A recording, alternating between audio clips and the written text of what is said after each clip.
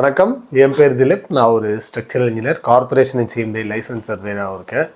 வீடு கட்டும்போது ஃபினிஷிங் மெட்டீரியல்ஸை பார்த்து செலக்ட் பண்ணுறோமே, அந்த வீடு 50 வருஷமோ இல்லை 100 வருஷமோ தாங்கி நிற்கணும்னா அந்த வீட்டோட ஃபவுண்டேஷன், பேஸ்மெண்ட் இதுதான் ரொம்ப ரொம்ப முக்கியம். இப்போ வீடு கட்டும்போது ஒரு கஸ்டமர்ஸ் ஃபவுண்டேஷன் இல்லை பேஸ்மெண்ட்டில் எப்படி ஒழுங்காக பண்ணுறாங்க அப்படின்றத செக் பண்ணுன்றதை டீட்டெயிலாக சொல்ல போகிற வீடியோ தான் இது. வீடியோக்குள்ளே போகிறதுக்கு முன்னாடி நம்ம சேனலை சப்ஸ்கிரைப் பண்ணலைன்னா சப்ஸ்கிரைப் பண்ணிக்கோங்க. அப்போ தான் நாங்கள் கன்ஸ்ட்ரக்ஷன் ரிலேட்டடாக போடுற இந்த மாதிரி வீடியோஸ் உங்களுக்கு கார்ட்டூன் யூடியூப் அல்காரிதமுக்கு தெரியும். உங்களுக்கும் இந்த மாதிரி வீடியோஸ் இமீடியட்டாக வந்து சேரும். வாங்க வீடியோக்குள்ளே போகலாம்.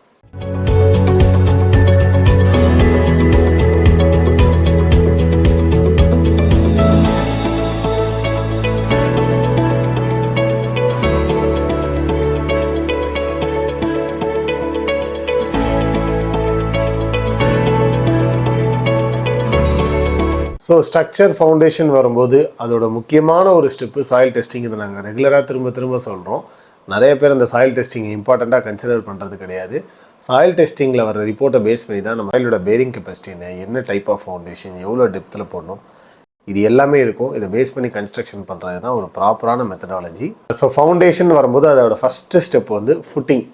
இப்போ நார்மல் ஃபவுண்டேஷன் போடுறோன்னா ஐசோலேட்டட் ஃபுட்டிங் வரும், ஸ்ட்ரிப் ஃபுட்டிங் இருக்குது, ராஃப்ட் ஃபுட்டிங் இருக்குது, இன்னும் ஒரு சில ஃபவுண்டேஷனில் வந்து பைலும் போடுவோம் நம்ம. ஸோ இந்த மாதிரி ஃபவுண்டேஷன் ஒர்க் பண்ணும்போது ஸ்ட்ரக்சரல் டிராயிங்கில் இருக்கிற மாதிரி ப்ராப்பராக இம்ப்ளிமெண்ட் பண்ணுறாங்களான்னு செக் பண்ணிக்கணும். டெப்த்து எவ்வளோ போட்டிருக்காங்க, ஃபுட்டிங்கோட திக்னஸ் என்ன, ராடு என்ன திக்னஸில் போடுறாங்க, எவ்வளோ ஸ்பேசிங்கில் போடுறாங்க, இந்த டீட்டெயில்ஸ் எல்லாமே ஸ்ட்ரக்சரல் டிராயிங்கில் இருக்கும். அதை சைட் பை சைட் நம்ம கம்பேர் பண்ணி கண்டிப்பாக செக் பண்ணிக்கணும்.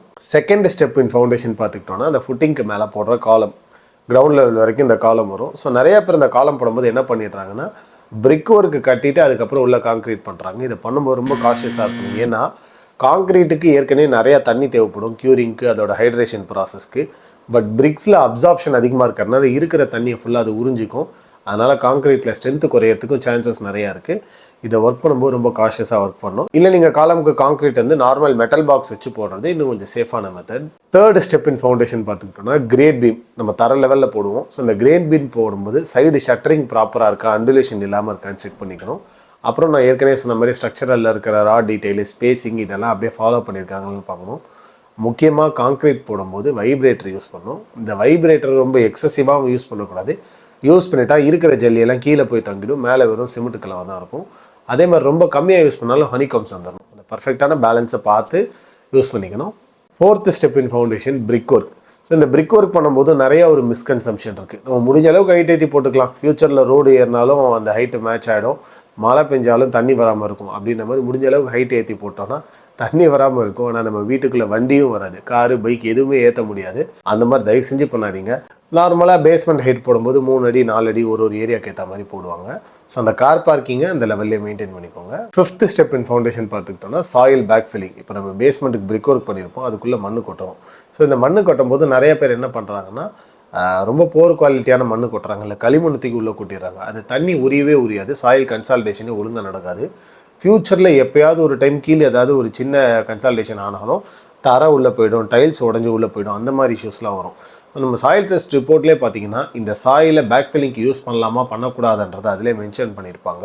அதே மாதிரி பேஸ்மெண்ட் ஹைட் வந்து 5 அடி 6 அடி போயிடுச்சு, அந்த மாதிரி இடத்துல சாயில் பேக் ஃபில்லிங் பண்ணுறாங்கன்னா ஒரே சிங்கிள் ஷாட்டில் பண்ணக்கூடாது, மல்டி லேயர்ஸாக பண்ணி அதுக்கேற்ற மாதிரி தண்ணி விட்டு நல்லா காய விடணும். முக்கியமாக நிறைய பேர் அதுக்கு டைம் கொடுக்குறதே இல்லை, நிறைய காய விடணும். அப்போனா தான் அந்த கன்சல்டேஷன் ப்ராப்பராக நடக்கும். சிக்ஸ்த் இம்பார்ட்டன்ட் ஸ்டெப் பார்த்துக்கிட்டோன்னா ஆன்டி டெர்மைட் ட்ரீட்மெண்ட். இந்த ஆன்டி டெர்மைட் ட்ரீட்மெண்ட்டுமே நிறைய பேர் என்ன பண்ணிடுறாங்கன்னா பயிருக்கு விதை போடுற மாதிரி மேலே அப்படியே தூவி விட்டு போகிறாங்க. அந்த மாதிரி பண்ணக்கூடாது. அதை 1 அடி 1.5 அடி ஸ்பேஸர் விட்டு கடப்பாறையை வச்சு நல்லா கூராட்டி டெப்த்துக்கு போய் அதை ஊற்றணும். அந்த மிக்ஸ் ரேஷியோ ப்ராப்பராக இருக்கணும், ஒரு கெமிக்கலுக்கு ஏற்ற மாதிரி மாறும். ஸோ நீங்கள் அந்த மாதிரி ஆழத்தில் அதை ஊற்றும் போது தான் அது ப்ராப்பராக உள்ளே பெனிட்ரேட் ஆகி எல்லா இடத்துக்கும் போய் சேரும்.